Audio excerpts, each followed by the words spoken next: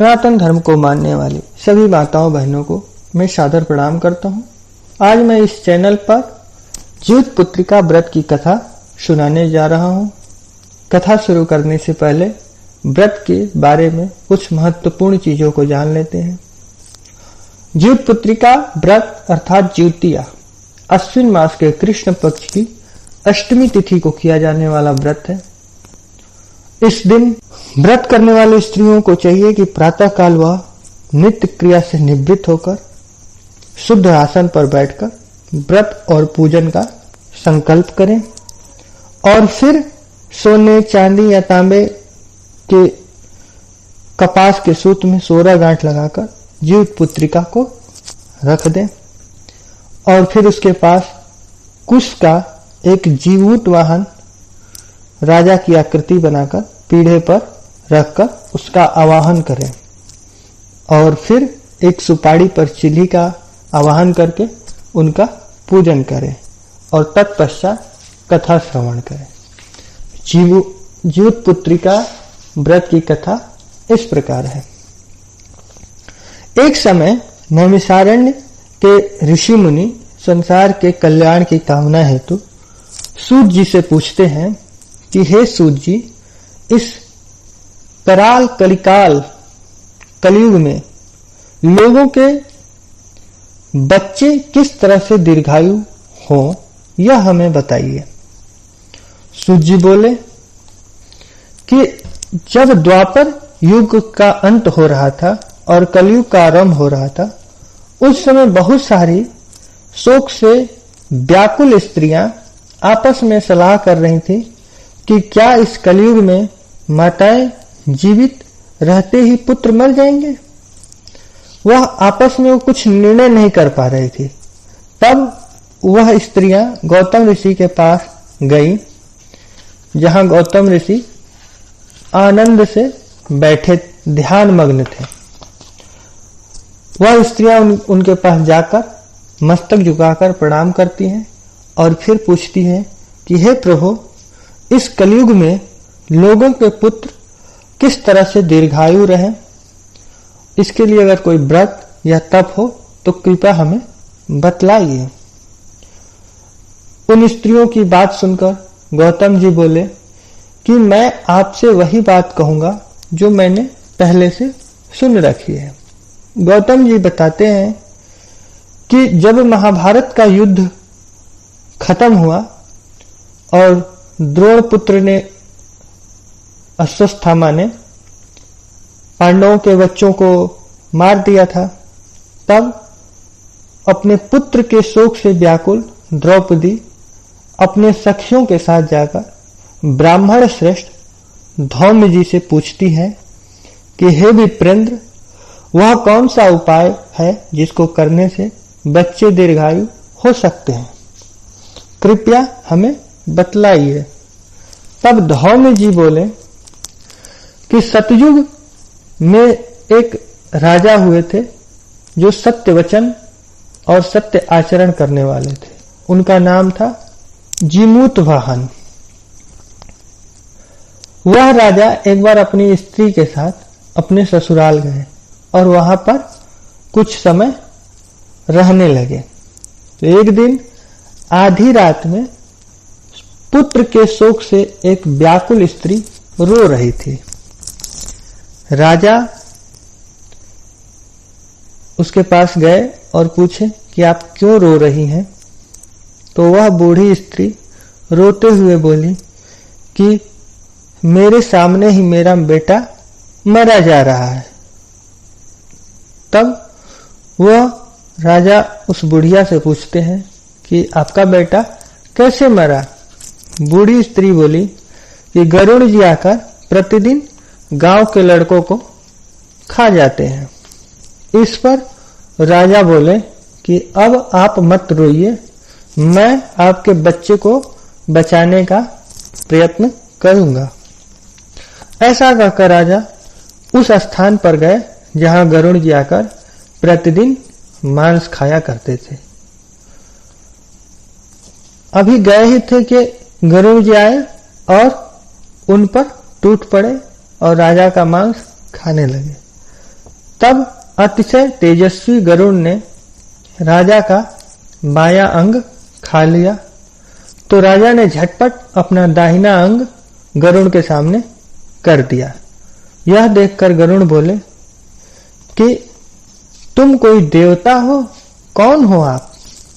मनुष्य तो नहीं जान पड़ते। अपना नाम, अपना जन्म, कुल बताइए। पीड़ा से व्याकुल मन वाले राजा बोले कि हे पक्षीराज, आप इस तरह के व्यर्थ प्रश्न क्यों पूछ रहे हैं? आप अपनी इच्छा भर मेरा मांस खा लीजिए। यह सुनकर गरुड़ जी रुक गए और बड़े आदर से राजा के जन्म और कुल के बारे में पूछने लगे।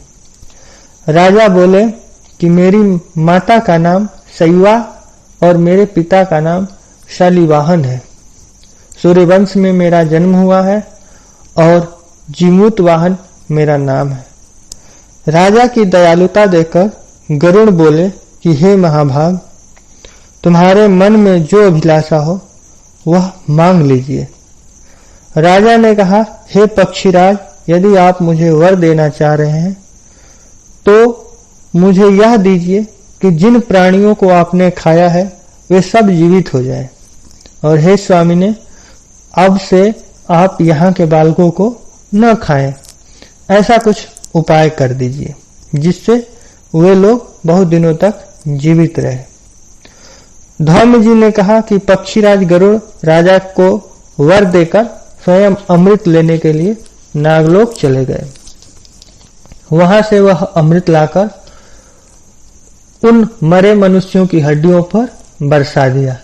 ऐसा करने से वे सब लोग जीवित हो गए जिनको पहले गरुड़ ने खाया था। राजा के त्याग और गरुड़ की कृपा से वहां के लोग बहुत खुश हो गए। उस समय राजा का शरीर की शोभा भी दूनी हो गई और राजा की दयालुता को देखकर गरुड़ ने फिर कहा कि मैं संसार के कल्याणार्थ हेतु एक और वर आपको देता हूँ। आज से अश्विन कृष्ण सप्तमी रहित शुभ अष्टमी तिथि है और आज ही तुमने यहाँ की प्रजा को जीवन दान दिया है। हे वत्स, अब से यह दिन ब्रह्म भाव हो गया। जो मूर्ति भेद से विविध नामों से विख्यात है वही त्रैलोक्य से पूजित दुर्गा अमृत प्राप्त करने के अर्थ में जीवित पुत्रिका कहलाती है। सो इस तिथि को जो स्त्रियां उस जीवित पुत्रिका की और कुश की आकृति बनाकर तुम्हारी पूजा करेंगी तो दिनों दिन उसका सौभाग्य बढ़ेगा और उनके वंश की बढ़ोतरी होगी।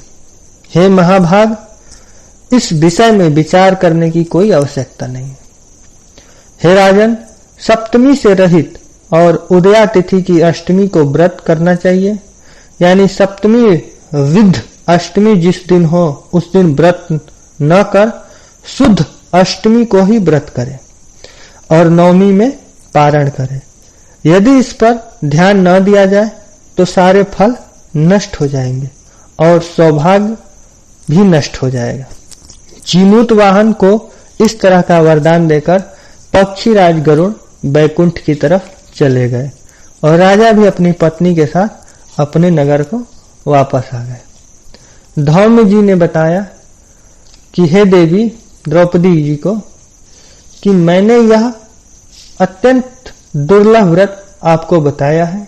इस व्रत को करने से बच्चे दीर्घायु होते हैं। हे देवी, तुम भी पूर्वोक्त विधि से इस व्रत और दुर्गा जी का पूजन करो तो आपकी अभिलाषा भी पूरी हो जाएगी। मुनिराज धौम्य की बात सुनकर द्रौपदी के हृदय में एक प्रकार का कौतूहल उत्पन्न हो गया और पूर्ववासिनी स्त्रियों को बुलाकर उनके साथ यह उत्तम व्रत किया।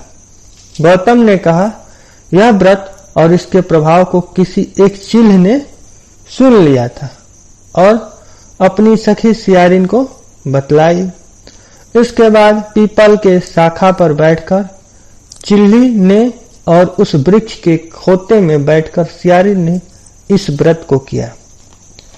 फिर वह चिल्ली किसी उत्तम ब्राह्मण के मुंह से यह कथा सुनाई और पीपल के खत्ते में बैठकर अपनी सखी को सुनाया।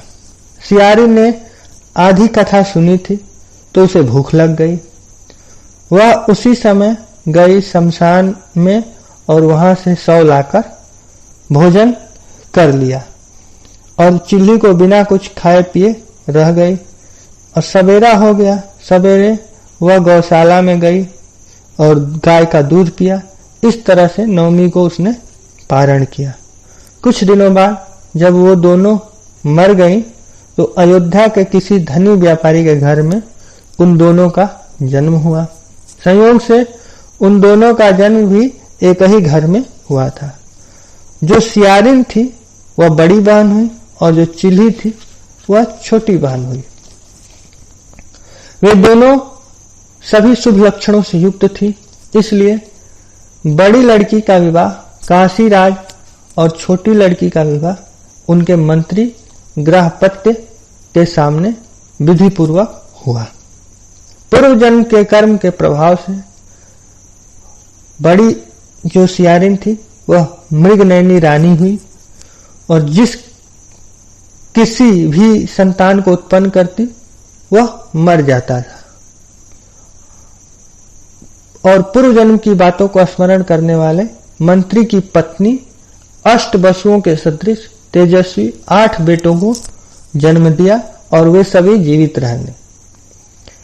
अपनी बहन के पुत्रों को जीवित देखकर ऋष्यावश जो राजा की पत्नी थी अर्थात जो सियारिन पिछले जन्म में थी, वह अपने स्वामी से कही कि यदि आप मुझे जीवित रखना चाहते हैं तो इस मंत्री के सभी पुत्रों को उसी जगह भेज दीजिए जहां मेरे बेटे गए, अर्थात इन्हें मार डालिए। यह सुनकर राजा ने उस मंत्री के पुत्रों को मारने के लिए कई तरह के प्रयास किए, लेकिन जीवित पुत्रिका के पुण्य बल से वे सब बच जाते थे। एक दिन राजा ने अपने आदमियों से उन पुत्रों का सिर कटवाकर पिटारी में रखवाया और पिटारी में अपनी पत्नी के पास भेज दिया, किंतु वे 8 सिर बेशकीमती जवाहरात हो गए और वह भले चंगे वे 8 लड़के अपनी माता के पास वापस चले गए। यह देखकर राजा को बड़ा आश्चर्य हुआ। अंत में वह मंत्री के पास गया। मंत्री चूंकि ज्योतिष का जानकार था तो उसने कहा, यार तुम्हारे बेटे किस पुण्य के कारण बार बार मारे जाने पर भी मरते नहीं? तो इस पर मंत्री ने कहा कि जो तुम्हारी पत्नी है अर्थात राजा की पत्नी है वो पिछले जन्म में सियारिन थी और हमारी पत्नी चिल्ली थी। इन दोनों ने जीवित पुत्रिका का व्रत किया, लेकिन हमारी पत्नी अर्थात छोटी बहन जो है वह इस व्रत को भली भांति पालन किया, जिसके कारण से इसके बेटे जीवित हैं और तुम्हारी पत्नी अर्थात जो रानी थी सियारिन वह उनके बेटे मर जाते थे क्योंकि उन्होंने बीच में व्रत को तोड़ दिया था, भंग कर दिया था। इस वजह से उनके बेटे मर जाते हैं। अब इनको भी जीवित पुत्रिका का व्रत करना चाहिए, जिसको करने से इनके बेटे दीर्घायु होंगे। इस तरह से कथा को सुनकर रानी ने व्रत किया और फिर उसने कई सुंदर बेटों को जन्म दिया जो दीर्घायु होकर बड़े बड़े राजा हुए। सूर्य जी कहते हैं कि सब प्रकार का आनंद देने वाला यह व्रत मैंने बतलाया।